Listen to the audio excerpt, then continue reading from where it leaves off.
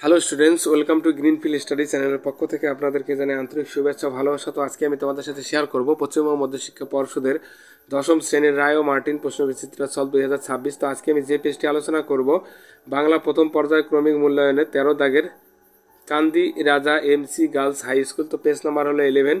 তো তাহলে আমরা আজকে শুরু করব। ঠিক উত্তরটি বেছে নিয়ে লেখো। তো পুরো কোশ্চেনটি আমরা অ্যান্সার সহ আলোচনা করব।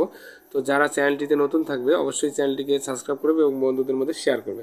তো তপনের হাত আছে কথাটির অর্থ হলো ভাষার দখল। তো সঠিক উত্তরটি হবে খ, পায়ে পায়ে হিমানির বাত। হিমানি কথাটির অর্থ হলো তুষার। যার পোশাকি নাম স্টাইলাস। কার পোশাকি নাম স্টাইলাস? তো এটা ব্রোঞ্জের শলাকার। এরপরে দেখো 1-4, এ কলমে লেখা যায় না। রেখাঙ্কিত পদটি হলো, এখানে কোন কারকে আছে? এটা হবে করণ কারকে এ বিভক্তি আছে। এরপরে আর কাউকে পায়ের ধুলো নিতে দেননি সন্ন্যাসী। নিম্নরেখা পদটি, এখানে পায়ের ধুলোটা হবে সম্বন্ধ পথ। এরপরে আমরা আলোচনা করব 2-এর দাগের যে কোশ্চেনগুলি আছে এর অ্যান্সারগুলি। 2-1, আজ যেন তার জীবনের সবচেয়ে দুঃখের দিন। বক্তার জীবনের কোন দিনটি সবচেয়ে দুঃখের? তপনের আজ যেন তার জীবনের সবচেয়ে দুঃখের দিন। বক্তা মার কথা মতো সন্ধ্যাতারা পত্রিকায় প্রকাশিত নিজের গল্পটি পড়তে গিয়ে তপন দেখে যে গল্পের প্রতিটি লাইন তার অপরিচিত, সেই দিন তার সবচেয়ে দুঃখের। এরপরে 2-2 নম্বর দেখো, সেই হোক তোমার সভ্যতার শেষ পুণ্যবাণী। সভ্যতার শেষ পুণ্যবাণীটি কি? আফ্রিকা কবিতায় কবি রবীন্দ্রনাথ ঠাকুর মনে করেন যে যুগান্তরের কবির কণ্ঠে সভ্যতার শেষ পুণ্যবাণীটি হওয়া উচিত, ক্ষমা করো। দুজন সাহিত্যিকের নাম করো যাদের নেশা ছিল ফাউন্টেন পেন সংগ্রহ করা। শৈলজানন্দ মুখোপাধ্যায় ও শরৎচন্দ্র চট্টোপাধ্যায় দুজন সাহিত্যিকের নাম যাদের নেশা ছিল ফাউন্টেন পেন সংগ্রহ করা। শূন্য বিভক্তি বলতে কি বোঝো?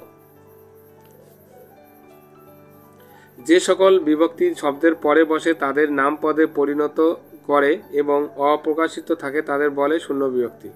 প্রযোজ্য কর্তা কাকে বলে? যে কর্তা অন্যের উদ্যোগে বা পরিচালনায় কাজ করে তাকে প্রযোজ্য কর্তা বলে। এরপরে আমরা আলোচনা করব 3-এর, 4-এর, 5-এর, 6-এর, 7-এর যে কোশ্চেনগুলি আছে এগুলো আমরা পিডিএফ আকারে এখন আলোচনা করব। এরপরে আলোচনা করব 3-এর দাগের কম বেশি 60 শব্দে উত্তর দাও। পৃথিবীতে এমন অলৌকিক ঘটনাও ঘটে, কার মধ্যে কেন এমন ভাবনার উদয় হয়েছিল?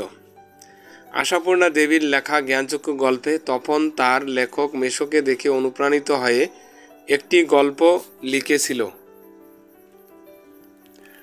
মেশো গল্পটি পড়ে লেখার প্রশংসা করেন এবং গল্পটি সন্ধ্যাতারা পত্রিকায় ছাপিয়ে দেবেন বলে কথা দেন।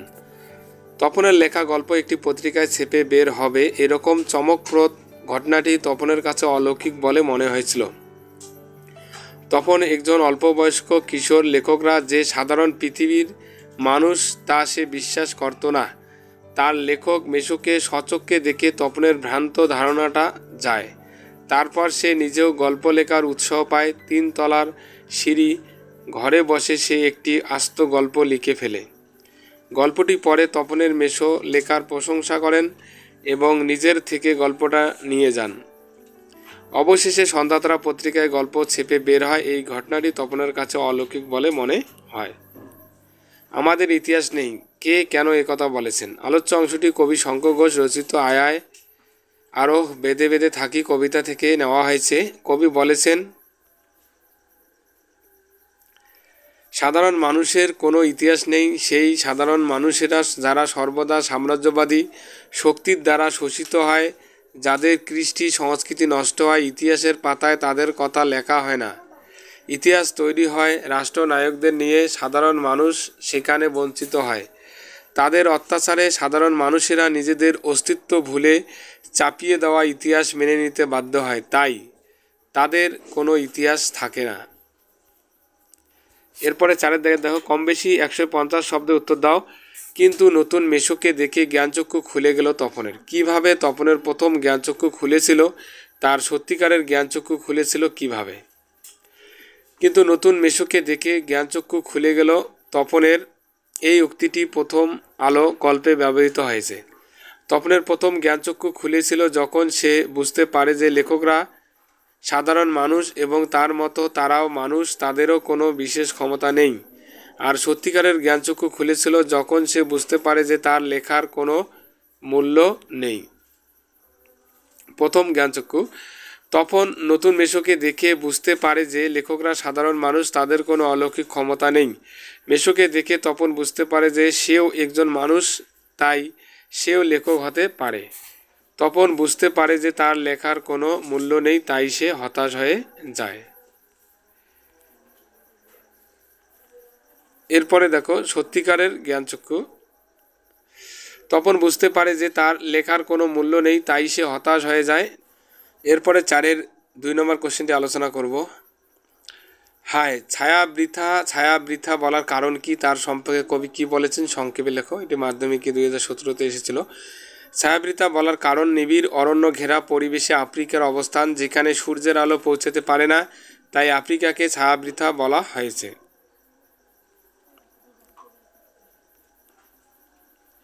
কবির বক্তব্য। রবীন্দ্রনাথ ঠাকুরের আফ্রিকা কবিতা থেকে উদ্ধৃত অংশটিতে কবি যেন আফ্রিকার জন্ম লগ্নের ইতিহাসটি তুলে ধরেছেন।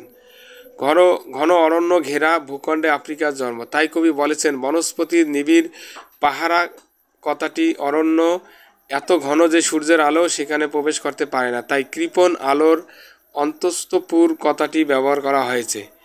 আফ্রিকার জন্ম লগ্নে ভৌগোলিক পরিবেশ ছিল অত্যন্ত প্রতিকূল। সৃষ্টিকর্তা ঈশ্বর নিজের খেয়ালে ভাঙা গড়ার কাজ করেন, তার সন্তোষের উপর নির্ভর করে সৃষ্টির স্থায়িত্ব। না হলে তিনি অধৈর্য হয়ে নতুন সৃষ্টিকে ধ্বংস করে আবার গড়তে থাকেন। বিধাতার এই ঘন ঘন মাথা নাড়ার দিনে ভয়ঙ্কর সমুদ্রের বাহু প্রাচী পৃথিবীর বুক থেকে আফ্রিকাকে ছিনিয়ে নিয়ে যায়। এভাবেই নতুন ভূখণ্ড হিসাবে আফ্রিকা মহাদেশের জন্ম হয়। ভৌগোলিক দিক থেকে আফ্রিকার অবস্থান নিরক্ষীয় অঞ্চলে, এই কারণে অঞ্চলটি ঘন অরণ্যে ঘেরা।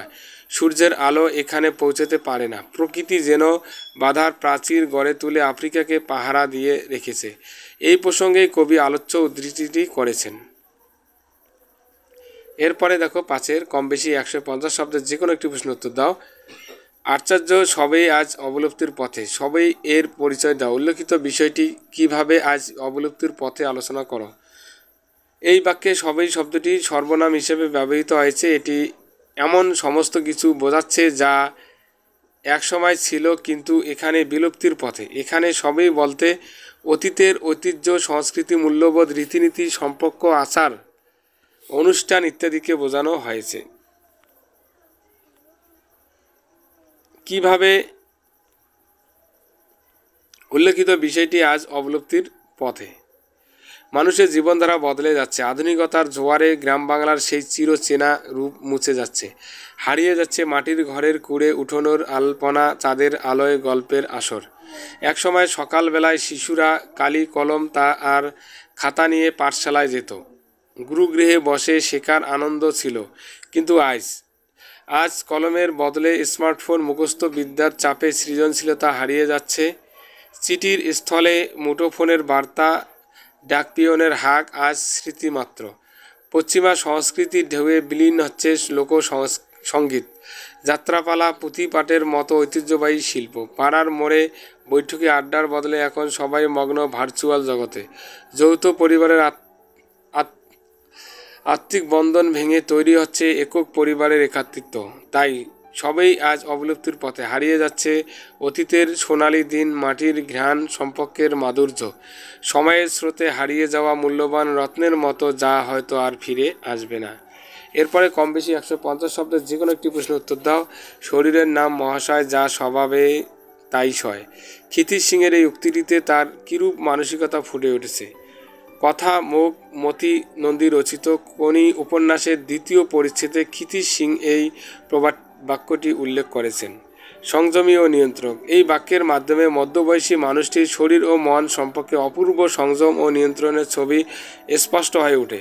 মানুষটি প্রতিদিন শরীরচর্চা করতে নিজেই স্পষ্ট বলেছেন, খিদের মুখে যা পাই তাই অমৃতের মতো লাগে।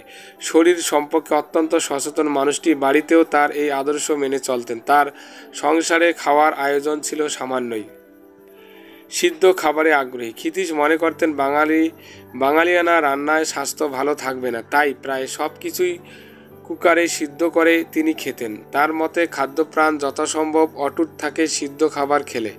ক্ষিতিশ সিংয়ের স্ত্রী প্রথম দিকে এই ব্যবস্থার বিরুদ্ধে বিদ্রোহ করেছিলেন এবং রান্নায় মশলা ব্যবহারের চেষ্টা করেছিলেন, কিন্তু গোয়ায় ক্ষিতীশের তেজের কাছে তার হার মানতে হয়। শরীরচর্চা ও সংযম পালনেই মনকে নিয়ন্ত্রণে রাখবে বলে ক্ষিতীশ মনে করতেন।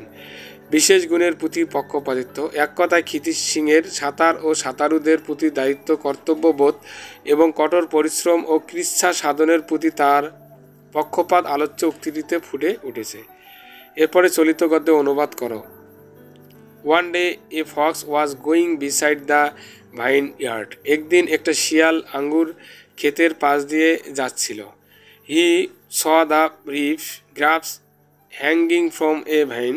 তিনি দেখলেন যে একটি লতা থেকে পাকা আঙ্গুর ঝুলছে।